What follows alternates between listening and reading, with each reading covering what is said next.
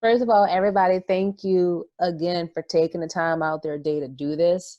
I know it can be sometimes uncomfortable to talk about race and awareness, but as I said in the video, in the chat before, we need to do this because if we don't, when will the conversation start? So for that, I just want to take a moment, let everybody introduce themselves, and then from there, we're going to get started, okay? All right. Who would like to start? Ladies first. Such a gentleman. Such a gentleman. Okay, I'll go ahead then. Since y'all being a little shy, I'm Ruby. Pleasure to meet all of you. And let me just say, it's very brave of y'all to talk about this. I've been wanting to start something like this for the longest time, but it just seems like people have never had the time to, or they were maybe too shy to talk about it. I first experienced racism when I was in high school. I was maybe one out of four mixed ethnicities. The majority was 90% white. It was in the country, it was in Texas. So you can only imagine how conservative they were and everything. I'm openly gay now, but I wasn't then because I was afraid of what they would do to me because of the rumors that I heard from other students. And so I would hide. But I would also enter art competitions in high school to try to get scholarships to go to school. And the first year I didn't do so well. And I thought, okay, I'm gonna try harder the next year, and so forth, so forth. And then my senior year, I tried my hardest to do a masterpiece and make sure that I was ready to win this scholarship. And then I noticed a pattern that every time I lost, I was always a runner up, and it was a white kid. And I was like, okay, maybe it's not nothing. Then my sophomore year, same thing, white kid. And then my junior year, same thing, white kid. And then my senior year, right when I think I got this, I've tried so hard. I've been working on this painting for forever. Nope. Again, I lost to a white kid. And then I realized something. I was like, even though I went to a really good school and everything, my start to my life, the starting line for my life to progress in any career is further away than anybody else who is a little bit lighter than me, or who has blue eyes, blonde hair, or really nice features, or anything like that. And then I realized I don't have it that bad when I've noticed that my peers, my coworkers, get rude comments from customers because they're Black.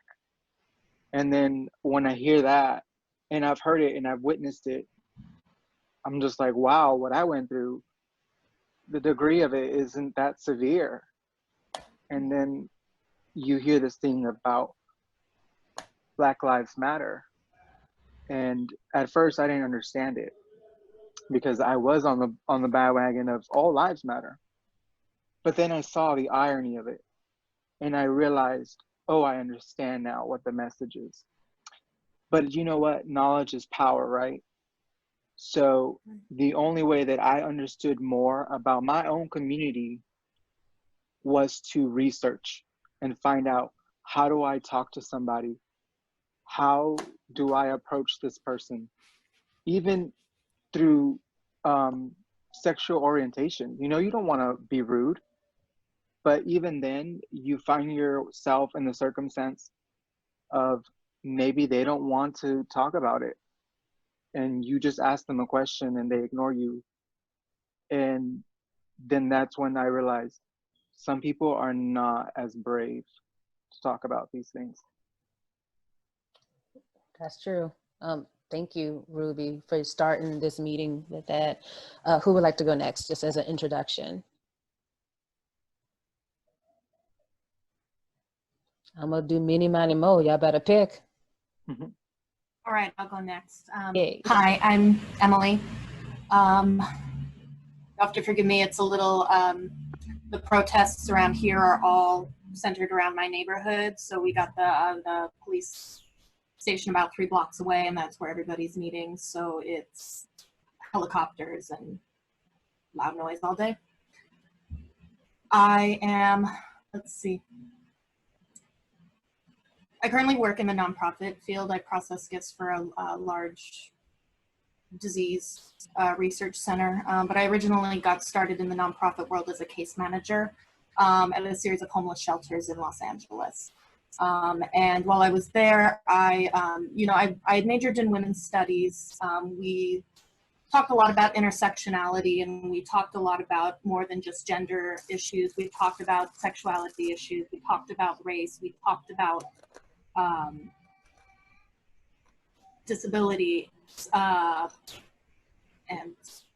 so on. And so I wasn't unaware, but going into the shelter was a life-changing moment for me. One, as somebody who's white, to go in and really see that, okay, in Los Angeles, I think Black people only make up something like 10% of the population-ish, but in the homeless in the homeless population, they make up about over 30%. Wow. So they are disproportionately represented.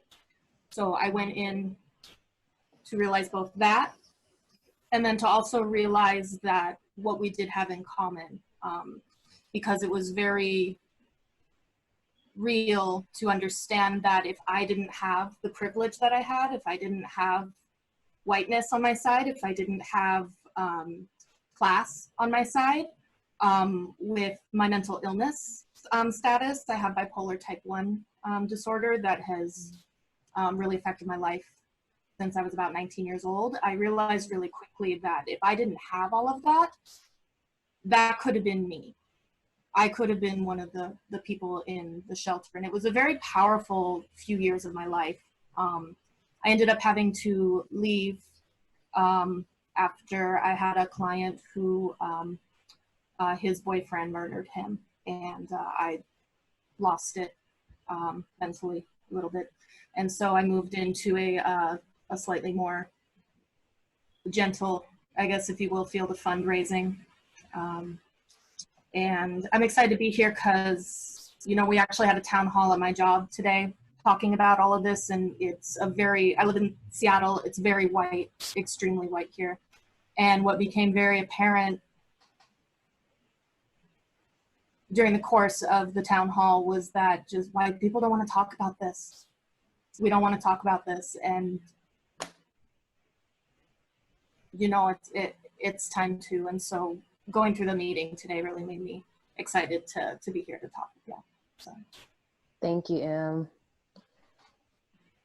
Tanja, are you next? I know, yeah, I'm the last lady, I guess, of introduction, so that's happening. I did not want to go right after Rue because that was a great start, and I did not have a follow to finish. I know, what a beautiful beginning to this. Yeah. Right? Mm-hmm. I'm just very passionate person. That's all. Mm-hmm. And I got a lot of passion, but it's hidden. I say hidden, it's really not. So I am Tanja. I work in clinical mental health. Currently working in addiction population.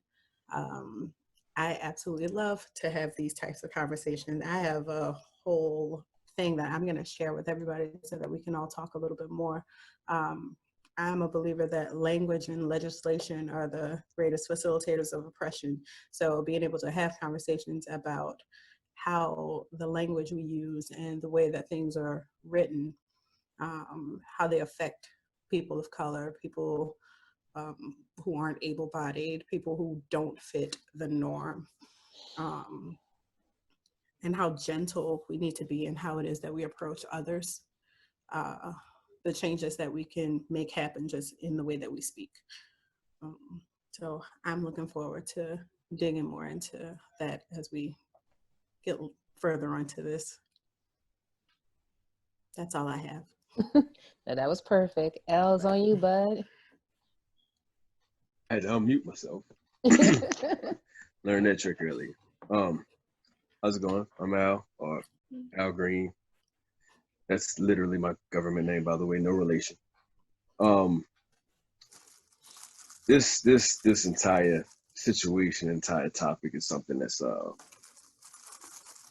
you can't get away from throughout history on any continent. You know, the whole racism, colorism, and all of that kind of, it's all of the first look stuff. It's kind of heavy. So for me, especially with my family having, like, you know, we have a lot of different variations in skin tone, so we have to deal with that subset of the racism thing. We do pretty well, but I know some families that don't. I have, with my background coming up, I was born in Italy. So when it comes down to my nationality, those are conversations I end up having with some people sometimes. And then when it comes down to, you know, then there's that, and then there's race. My dad, he got remarried. He's now in an interracial relationship. So I have that I have behind me when it comes down to race that I think about daily. I mean, it really didn't hit me until we moved down here to Louisiana, or my family moved back rather, because my whole family's from, my immediate family, and some of my extended family's from New Orleans. So for me, they know one place. I've seen multicultural relationships. I've seen that from birth. So to come from that, then move down here and have that entire veil stripped from me was something for me to adjust for. So conversations like these are very important to me, because I look to learn from everybody. Now, I may not agree with some stuff. I'm cool with a lot of the stuff that I don't agree with until it starts interrupting people's ability to actually breathe and live and exist. Right. That's when it's a problem. So if it's going to stop somebody from eating and it's not their choice to stop from eating, come on. So stuff like this is it's heavy, but you got to draw a line somewhere. And I feel like that's the conversations like this start. You have to get all of the information you can possibly, so you can see the different perspectives and get a good solid direction going. So we can have a unified front to know, okay, this is who we need to kind of separate. We don't need to lock in, not if you harm somebody, yes, but some people, you just kind of let them fall by the wayside, push them to the side. And I feel like conversations like this is kind of where we start finding out how we draw those lines and say, okay, hey, this is not acceptable behavior. And stuff we have to go forward and know that we won't tolerate. So we got to get these kind of plans and ideas and thoughts going now. So it's exciting for me. Yeah, you spoke a mouthful, but thank y'all again just for doing this. So we're gonna go ahead and get started. But before I ask you guys a few questions and your thoughts and your feelings, I thought it was appropriate to at least honor the people who have been unfortunately murdered by police brutality. So what I did is I created a list of names within the last 20 years. And I know I did not get everybody's name. I know I did not get everybody's story. But I'm going to try my best to honor every single person because it's right. And they are deserving of that. They are deserving of that. So after this video is done, I am going to post a link because I tried to find a story on every single person. So later on, you can go to the blog later this week and look up people's names because their stories deserve to be told. So I'm going to go ahead and start. And then from there, we will move on after honoring these people. Okay. So again, this is from just the last 20 years. So there's definitely more stories in this. And if I mistakenly mispronounce someone's name, I do apologize. Hopefully someone can tell me if I did say something wrong, but here goes. Joyce Cornell, Melissa Williams, Tanisha Anderson, who, by the way, also had a mental illness, Alexia Christian, Kayla Moore, who also had a mental illness and was transgendered, Rakina Jones, Alberta Sproul, Simone Marshall, Michelle Couzes, again, I apologize if I pronounced that last name wrong, also suffered from mental illness. Yvette Smith, Ara Rosaire, Renette Turner, Betty Jones, Deborah Danner, who also suffered from mental illness. Maya Hall, transgendered. Ayanna Stanley Jones, Katherine Johnson, Karen Gaines, India Betty, India Kager, Martina Brown, who also suffered from mental illness. Megan Hockaday, Miriam Carey, Kyan Livingston, Shelley Frey, Anna Brown, Pearlie Smith, Darnisha Harris, Natasha McKenna, who also suffered from mental illness, Yvonne McNeil, Alicia Thomas, who suffered from mental illness, Michelle Shirley, Sandra Bland, Janisha Fonville, Tarika Wilson, Aja Dixon, Shanique Proctor, Indira Cummins, Cherise Francis, who suffered from mental illness, Guyna McMillan, Renee Davis, Pedro Villanueva, Melissa Ventura, Anthony Nunez, who suffered from mental illness, Raul Savadra, if I'm pronouncing it wrong, again, I apologize, Vargas, Vincent Ramos, Manuel Angel Diaz, Joel Acevedo, Akil Dinkins, Gregory Gunn, Samuel Dubos, Brendan Glenn, Freddie Gray, Walter Scott, who I believe is pretty much one of the only people who had a cop serve time for his death, Kristen Taylor, Michael Brown, Izelle Ford, who suffered from mental illness, Eric Garner, Akai Garley, Laquan McDonald, Tamir Rice, Jamar Clark, Rakira Boyd, Ramarley Graham, Sergeant Manuel Loggins Jr., who happened to be a Marine who was shot without his uniform on, Trayvon Martin, Sean Bell, Ronald Madison, who suffered from mental illness and happens to be my cousin who was shot on the Danziger Bridge during Katrina, James Brissett, who also was shot during Katrina, Kendra James, Philando Castell, Breonna Taylor, Ahmaud Arbery, George Floyd, Adam Trammell, who suffered from mental illness, Ethan Saylor, who also suffered from mental illness, Magdio Sanchez, who suffered from mental illness, Kevin Tillery, Shakur Ali Saad, if I'm pronouncing his name wrong, I do apologize, but also suffered from mental illness, Shahid Vassell, who suffered from mental illness, Anthony Hill, who suffered from mental illness, Raymond Robert, who is probably, other than Walter Scott, also had an officer who served time in NOPD. That was in New Orleans. That happened right before Katrina. And Modesto Reyes. Again, as I said, I do understand there's definitely more people who needs to be on this list and deserves to be on this list. But honestly, after 2 days of doing research, I just couldn't read any more stories of police killing people unjustly in this country. I just couldn't do it anymore. So if anybody later would want to comment and add names, please do so, because everybody deserves to be represented. Every person of color, every person with mental illness, because the police aren't trained properly to help people with a mental illness. It's not right. It's not right. So I just wanted to go over that list. That list was over 2 pages long in 11-point font. Like, think about Microsoft Word. And when you write papers, that was over 2 pages long of people killed by our police system and how wrong that is.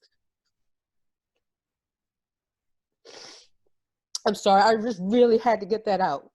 Because I really just want to get that out, because when you think about that and you think about the people who don't understand why people are in the streets protesting, everybody on that list deserves to have justice, and only 2 of those names, to my knowledge, has had justice, and that is wrong. And as I mentioned before, my cousin was on that list.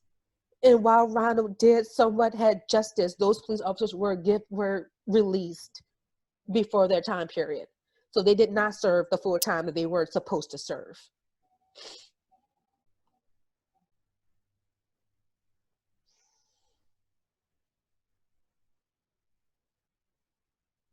So moving forward, because after that, I'm definitely gonna take a sip of my drink.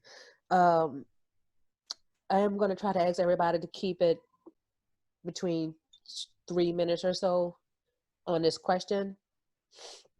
And then from there, we're gonna have to start off with a part 2 because we're already running out of time with this system that we're using today. And my question is, how do we organize? How do we move forward? Because we already know that there's a problem, but how do we move forward?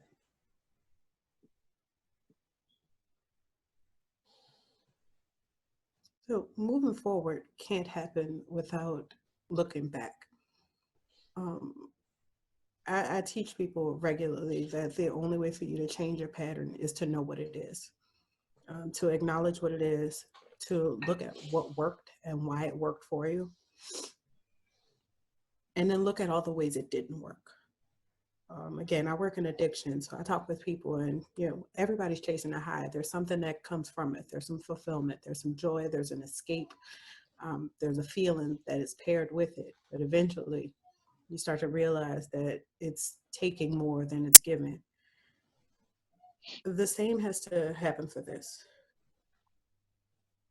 We have to place more value on people, on harmony, on togetherness.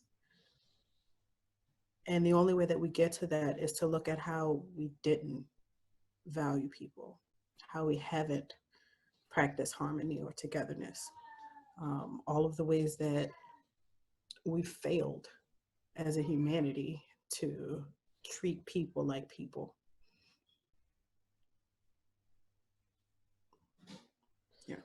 Yeah.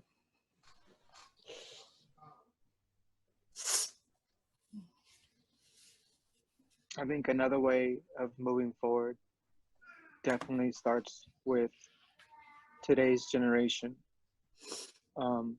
Children are our future. We have grown up enough to understand the problem, but now it is up to us and older generations than us as well to change the system, because we've been putting too many things underneath the rug because we're scared of what children might think. But a child does not understand sympathy or emotion if you do not show it balance. You know what I mean? They won't understand later on in their life what depression is because they've never experienced that. So they don't know how to talk about it. So in that little bit of example is the same way that we would have to address all of this with every single child in America.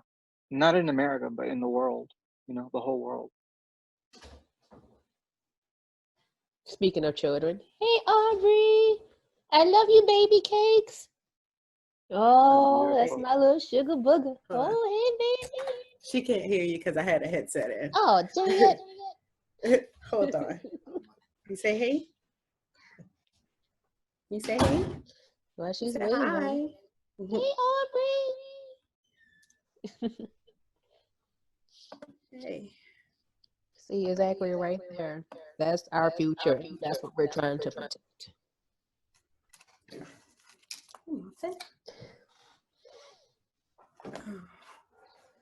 Emily, Al, do y'all have any words before we move on to the next section? We have about 2 minutes apiece. I'll let Emily go first. No, my mind is, I'm gathering thoughts still. My mind takes a little longer, so you can go ahead, Albert. All right. I would say, I guess I'll try to look at it from like an executional standpoint. Like, when we're not getting results, people have to go, period. You got to know that you vote on these judges. You vote on who gets in these local political positions, because these aren't positions that the federal government can take care of. These people have to get out. You vote during the midterm or whatever. You have to go. If you're not charging these officers for doing things that's going to, before I even get to the race, it's going against just training. You have to get out. We have to get new people in who are actually going to hold these people accountable. Period, point blank. We have to start understanding that we can't get dogmatic in our thinking and saying, oh, this is my party. Hey, if your party's doing something wrong, they got to go. Oh, hey, this is my group. This is my friend. You got to know when to say, we're adults. If we're going to protect the children, we have to make decisions. Prior generations didn't make certain decisions, and they didn't keep on it. And this is how we get to this point. So now it's up to us, as the next generation is going to really start getting everything grounded, to make sure LaAubrey doesn't have these issues when she gets older. We got to make these decisions. We got to know what judge, what senator, what mayor, what city council member, who has to go. And then also, from the boots on the ground standpoint, when you do get harassed, you go to the websites like the FBI.gov site, or you go to the I think it's Health and Human Services website, and you go there and you can download the PDF of the civil rights violation form, and you can go file all of this stuff. You got to inundate them with paperwork. You have to make sure you do your lawsuits. You got to make sure you do research. You know your local laws, because we got to get them out if they're not going to do it right by everybody else.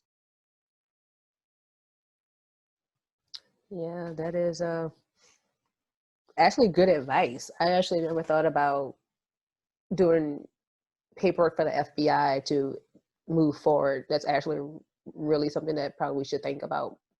Emily, do you have any words for the for this section?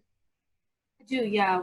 I think the thing that keeps coming back to me the most is, it seems, I don't know, so like simple or trivial to say, I don't know, but like part of it is to keep helping people. We have to keep like helping each other in, you know, what I'm seeing out there, like on the ground. You know, we got thousands of people out there marching, but we also have a bunch of people behind the scenes that we don't see. There's people reading the police scanner, sending that out through Twitter to protesters, making sure everybody knows who's where and when and where to go. There's people offering their homes, people on Capitol Hill offering their homes for protesters or anybody who's been gassed or is injured or anything like that. There's people who are doing what they can, making food, providing shelter, any medical supplies, making masks, whatever. Like, there's room for everybody. Something that I've always struggled with is it's hard. I can't do crowds, but it's good to know that there are things that I can do that aren't necessarily going out there and being on the street. And it's even little things. So I think finding where you can fit it, like, there's not just one way to help. There are lots of ways, and there's lots of people who can do that. And I think sometimes if people knew that,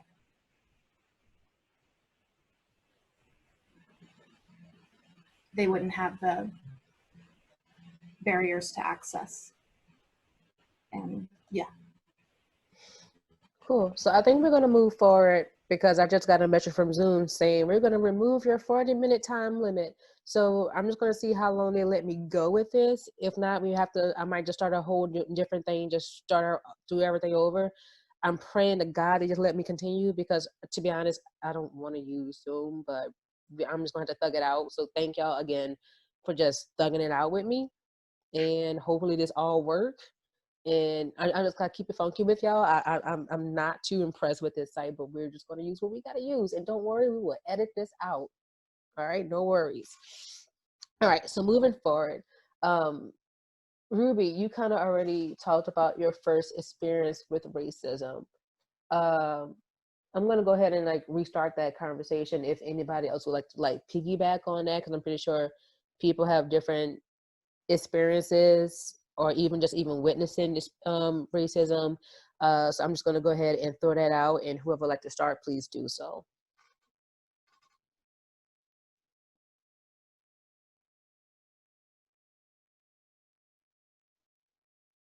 Any minute now. All right, you know what?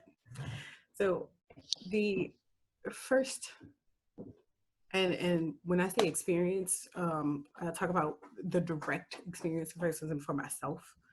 There was several other instances long before this, but when I was 17 and I was looking for a job, and I was in Georgia because this was Katrina. Katrina, yeah. Yeah. So we're in Georgia in St. Mary's, which is like this big.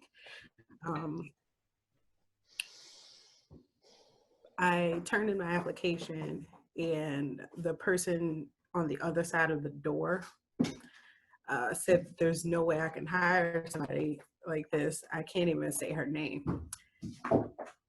You go ahead and get rid of this Isha Keisha." And that was one of my first experiences where it was just like blatant, direct. Yeah. Long before that, language, and not always racist, but bigoted for sure, points of view on different groups. Even in my own house, there's a whole lot of things that my parents said that weren't exactly politically or human focused or other types of correct.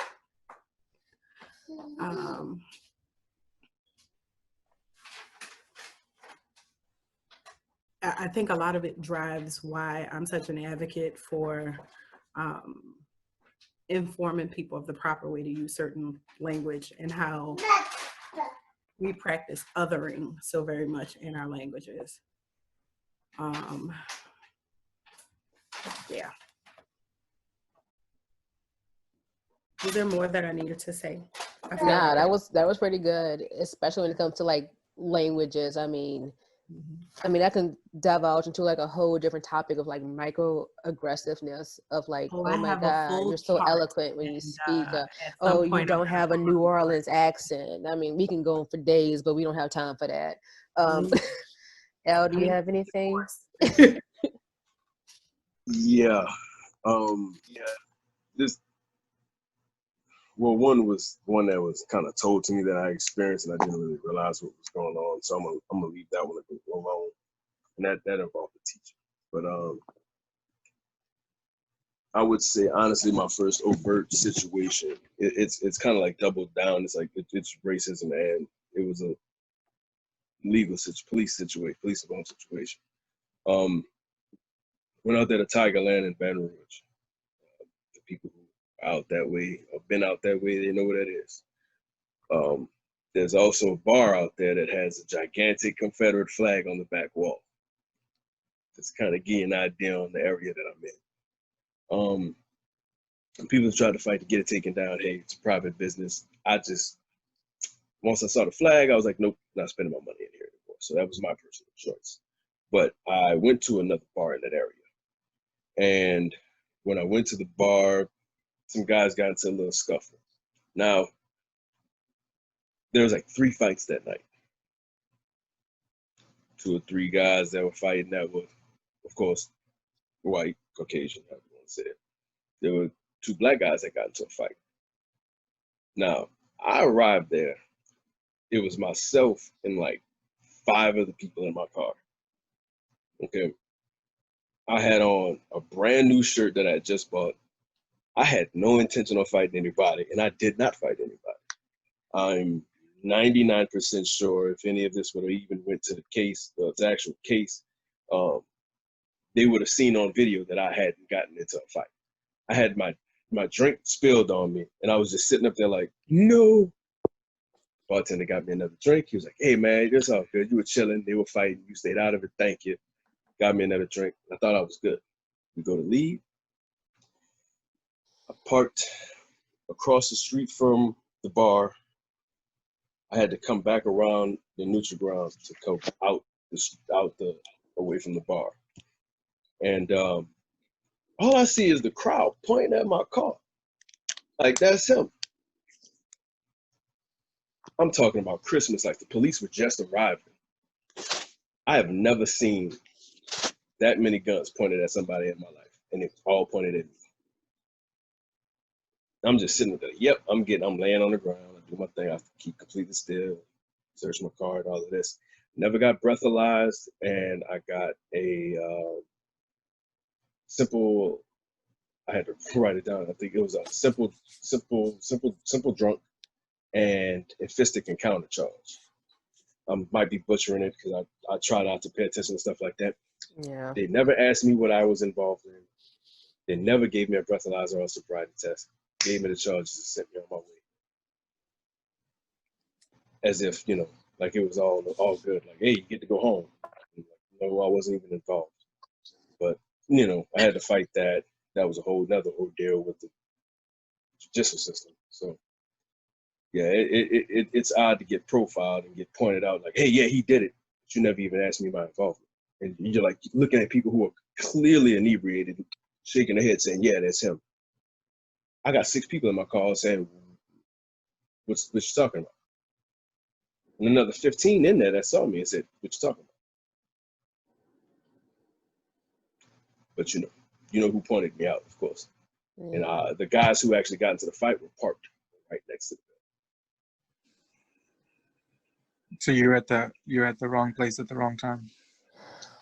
Pretty much. Mistaken identity that could have been worse. And I did have a firearm in my vehicle at the time, which, of course, they didn't try to use that against me. And I was upfront with them about me having it. But even as we've seen with this Castile situation, that can even turn out. Exactly. Even with the proper paperwork. I mean, following instructions. Exactly. Anybody else want to comment on this subject?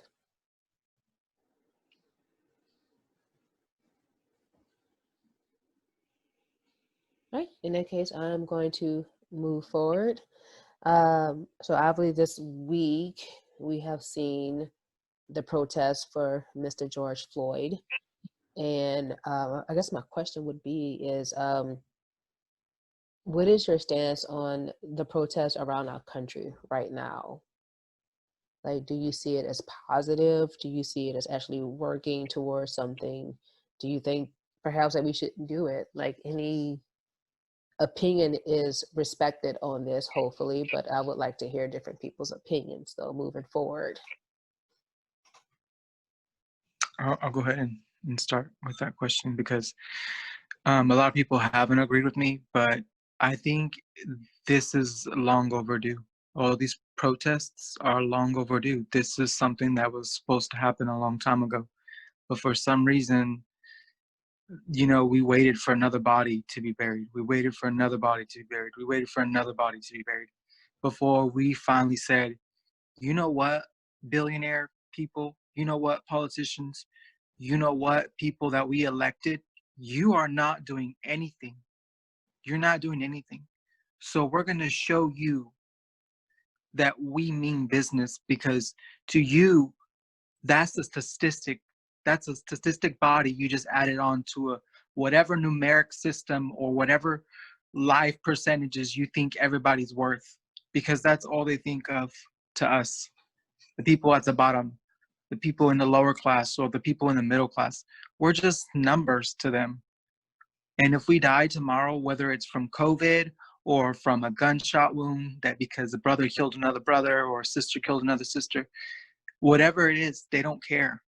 Because as long as they're sitting in power collecting their breadcrumbs, they don't care about what everybody else is getting. Who you think planted those bricks there? Let's talk about that. Those bricks. People talk about conspiracies all the time, but yet they don't want to address the odd things that we are all witnessing. Will Smith said it the best. He said, racism is not getting worse. Racism is being videotaped. Racism is being more looked upon because it is wrong, and we know that it's wrong because we sit there and we're uncomfortable. Whether you are racist or not, you're uncomfortable for some reason. And that's because the inner, most spiritual part of you is telling you something's not right here. You can choose two paths. You can go down the black path or you can go down the white path. Now, that doesn't mean race. That means darkness or light. You can choose to say something or you can choose to be an enabler. Well, I hear that, especially when it comes to the placement of the bricks and, you know, random people breaking out windows of cars and everything, you know. I mean, there's definitely some infiltration into this peaceful protest. Anybody else? Yeah, I was going to talk about the infiltration as well. Firstly, I very much agree with Ruby. I think this is long overdue. And something I've noticed here is that the pretty little words and the pretty little actions that our leaders here are making isn't enough this time. Like, I think a lot of times they'll say, oh, we'll do this and we'll do this and we'll make sure this person is held accountable, and then everybody goes home, or most people go home, and then it never gets fixed. And this time I've seen that same response from our leadership, trying to slip away from taking responsibility and holding people accountable. And this time it seems to me like people are saying, no, these are our demands. Like, these exact demands need to be met or we're not going away. And they're trying to do everything in their power to avoid that. And so far it doesn't seem to be working. And I'm very heartened to see that. I am concerned here definitely about the infiltration. I know, I think it was Friday when it first started, that the former leader, I'm not sure, of the Proud Boys, who are very big up in the Pacific Northwest, they were lurking around in the protest on Friday, Saturday. I'm sure they've continued to keep lurking around. There are the anarchists who show up as well, which my boyfriend is Seattle born and raised. And he said that these people have been coming up from Portland for years, as far as he can remember, coming up to these protests. And then, of course, Undercover Cops. We've had our share of videos seeing cops like destroying property, trying to make other protesters look bad, and going out undercover. That is a big thing that I have seen here. That concerns me.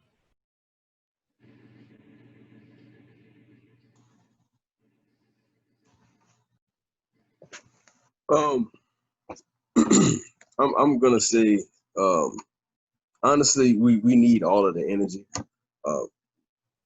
We need everybody to see that people are angry, and we need that energy to fuel people to actually be motivated to, okay, hey, all right, we'll calm everybody down by actually getting results. You need to have people angry, but we also need people to be diplomatic, but you have to have that unified front, that show of force. People need to be out. As far as it goes for the riots, yes, there are some people who are that angry that they will go and burn down and break stuff. I cannot be mad at that, because that's an emotional thing that's not coming from logic. With the amount of just, if you understand the concept of genetic memory and stuff like that, you've been beaten down and broken down for centuries.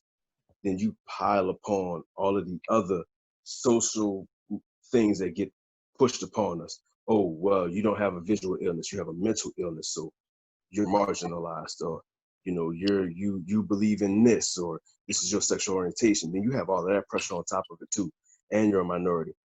The pot can only handle so much. Your cup can only handle so much. So you need to have that energy that needs to be seen, that people are actually upset. But you also have to stop and sometimes look and say, okay, they're starting to get riled up a little bit more than I expected. Who's starting that? Infiltration from which direction? And then how much of it's extra infiltration? Anybody can buy radios. Anybody can get the scanners for the apps and all that other stuff. You can get all of this. This is all, stuff people always try to plan their own little proxy wars and stuff. We're gonna make this protest look bad, or we're gonna make this protest, and we got the cops involved and stuff, trying to make sure that they gather information on these groups. But are they really gathering information on these groups? Are they participating? how is this going on? Who's dropping these? Why don't we have video of the bricks being dropped off? And then we have to be careful about how we're getting the information about the riots. We've already seen how, not to push too much into the political realm, but how Facebook and Twitter and the other social media formats were used by basically just simple programmed robot chatbots that can go out and spew out propaganda of any level. And it can sway how you feel, and you'll go out there and you might have an opportunity to meet with somebody, and then it goes left. Like I said, the energy still needs to all be there. We all need to see this and say, okay, y'all are out there doing this. All right, cool. Maybe I can't. Maybe I'm somebody who doesn't like crowds. I can't be in crowds. It bothers me. I can still put down plans so we can have, okay, this is the people who aren't doing right. I've done some research. Look, these are the people who are in office. We need to get them out. But those protests, that's going to show. That's physical bodies. And this isn't a situation because of COVID. This is a situation where people aren't just running back to work. They're not going to miss days of work. You're going to see us now. You're going to get this energy now because we have the time to show you. I feel like it's necessary. It can be positive, but if we get lost in the sauce, we won't come back from it, or we'll lull ourselves to sleep because we already had these riots for Rodney King. Right. And we went to bed during the 90s and the early 2000s, and we forgot that this type of stuff actually happens. Well, we did witness some of it when Trump became elected. We did see some sort of protest, but there was no looting. There wasn't so much anger. And everyone says a crime's a crime, and it makes sense. But these people had yesterday, had the day before, had the day before that to commit these crimes anytime they wanted. But you know why they committed them right in front of the camera? Because they told you, if you think we are worth nothing, let me show you that we're not worth anything. And then everybody started turning to the materialistic thing. And they made their point. You paid more attention to the materialistic things than the actual point of it all. And unfortunately, that's what our country's come up to, is that we're so spoiled in our own world that we sometimes forget to not be selfish. You know what I mean? It's like sometimes we forget, oh wait, maybe that person did it because everybody else was doing it. There's nothing wrong with that, because you're going to take the opportunity because it's right in front of you. That's our survival instinct. But we forget that because we forget that we're all connected and we all are human and we all have emotions. And nobody wants to talk about that barrier, emotions. Nobody wants to talk about emotions. Nobody wants to talk about what's going on in your brain, because that's the unknown. And in reality, the unknown is scary to everybody. Tanja, any words? Yeah, definitely. I'm going to piggyback actually off of something that Ruby just said. I posted, and this is something I strongly believe, there can be no justice in a system that values profits over people. And we have a broken system. It is very much focused. Capitalism is more focused on money than it will ever be on life and wellness and health and growth. If it makes $1, then it's perfectly fine. I have been having conversations across the board for quite a while, but they've been a lot heavier this week for sure, with getting people to understand how a riot became the language of the unheard, especially in this system. If you want to draw awareness, you have to hit people where it hurts. And in America, that's with money. If a bunch of rich people, wealthy people, have to focus on something other than their account balance, the way to do it, the way to bring up some focus is to fuck with that number. Yep. And to piggyback on that, yeah, sorry to interrupt, but just No, to go let you for it. Roll. July 7th is don't spend a single dollar. More than, I can't tell you how many people, but Black people alone contribute $3.9 trillion a year to the economy. Mhm. And them spending a day where they don't spend a single dollar contributes to more than $10 billion in that single day. And the rapper T.I. has officiated this with his name behind it. He is all for it. And if y'all want to contribute to July 7th and not spending a single dollar to anything, whether that's gas station or whatever, make sure you have everything you need, and make sure that on July 7th you just go to work or don't spend any money. I mean, just to piggyback on that, I feel we should just add on to it and just have a Juneteenth and you just spend only Black owned. Like, let's actually represent Juneteenth and actually like be about Black owned businesses and, you know, go for it that way. I mean, I have no problems with like spending money in other communities, but at some point as Black people, we need to make sure that we take care of our own. But Tanja, I'm gonna let you continue. I'm sorry. So no, it circles all the way back. The issue here, and one that I'm a stress eater, so I keep chewing stuff. I'm a stress drinker. It's okay. Thanks. If we don't have lives to spend money, it doesn't matter. And if, again, consumerism hurting the bottom line of some people to make them focus, wonderful practice. But for our own selves and for the work that we hope to do, continuing to focus on life and wellness will support us financially soon. But the ethics of care right now that need to be practiced, the measures we need to take just to ensure that the people around us are healthy and well, and that includes their mental health. This has been one of the most stressful time periods in my life. And I've survived all kinds of shit. But now I'm a parent, so my focus has shifted. I wrote a thing and I posted it earlier about the struggle that I'm having right now. Please share. Oh, it's long, and I'm probably gonna cry. We have time and we have tears. All good. Yeah, I got a little bit of time, and actually, this might be one of the last things that I do, just because the kid is starting to get restless, and yeah. It's okay. Please, and we'll figure out from there on. Yeah. Let me find. All right. And I'm probably gonna cry. So yeah, just I hear sirens in my sleep. I can't tell if they're live or from memory. I've heard so many over my lifetime. Wondered what happened, prayed even, then thought, glad it ain't me, before falling back to sleep. I hear sirens in my sleep. Is it because of the music I listen to? Maybe the neighborhood I live in? Can't be. I've had 27 different addresses, and what they all have had in common is I hear sirens in my sleep.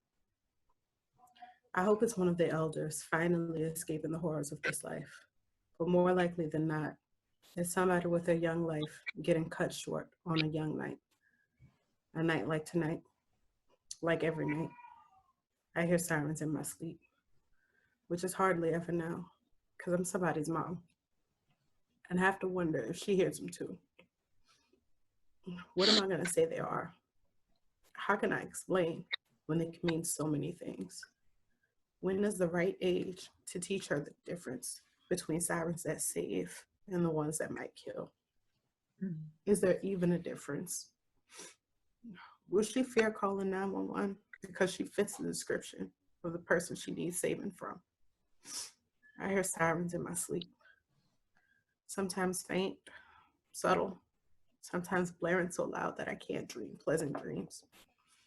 I lay awake many nights, like tonight, watching my kids sleep, hoping I get to watch her grow up, hoping I get to grow up. There's a lot I have yet to learn, yet to teach.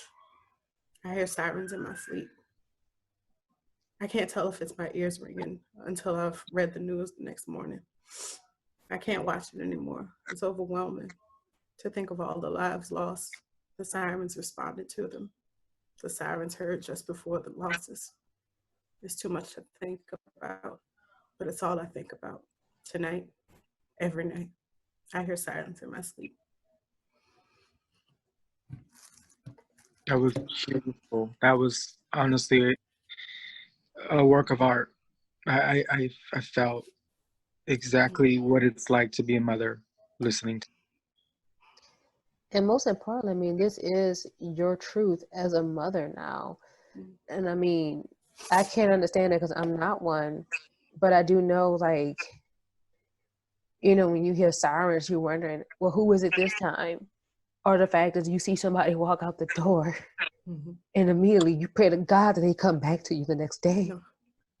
Like, it's hard and it's tiring of praying every single night that the person that you love is coming back home to you because of the situation that we live in. Like, this is our lives. And I respect the hell out of that, Tanja, because it's a whole different ballgame when it's your child. And you're praying to God that you're able to come home to her, she's able to come home to you. It's a different perspective. Right. And it's definitely shifted so very much because I've had this fear, this thought. Sirens have always been something that have evoked some hypervigilance in me, that put me on alert. I have brothers, I have cousins, I have tons of friends who fit the description.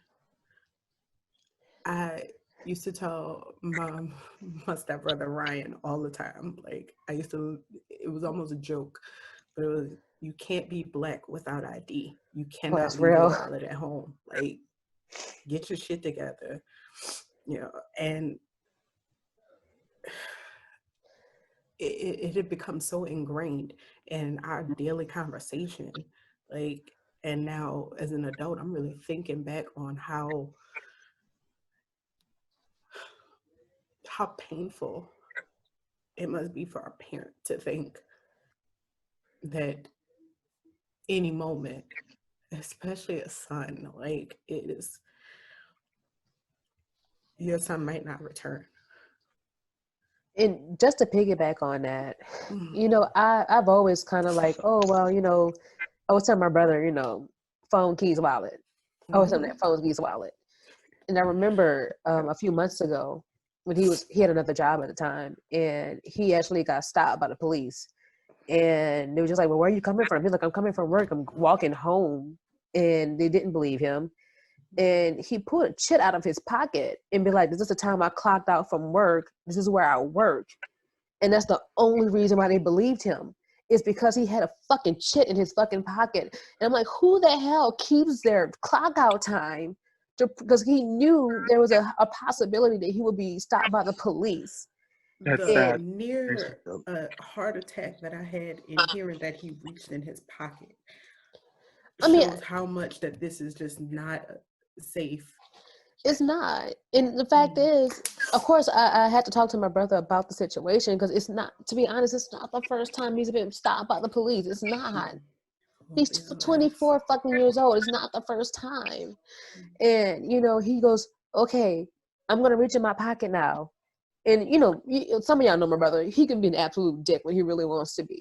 But I was just like, hey, look, this is my right hand. It's going to reach into my right pocket. And I'm going to pull out this piece of paper to prove where I was. Is that okay with you? And then they okayed him to do it. And then he proved where he was. I'm like, where else does another person of a different race have to literally go through the steps to prove that they just got off from work? And it's, we work in the service industry. We work in New Orleans in the service industry. You work from 4 to whatever the fuck you get off, and you walking home at 2-something in the morning, and you're tired, and your feet hurt, and you have to sit there and prove where the hell you were because you're Black, and that's not enough to say I had a job and I just got off from work and I'm tired and I want to go home. He had to put out a piece of paper to prove where the fuck he was, and it hurts.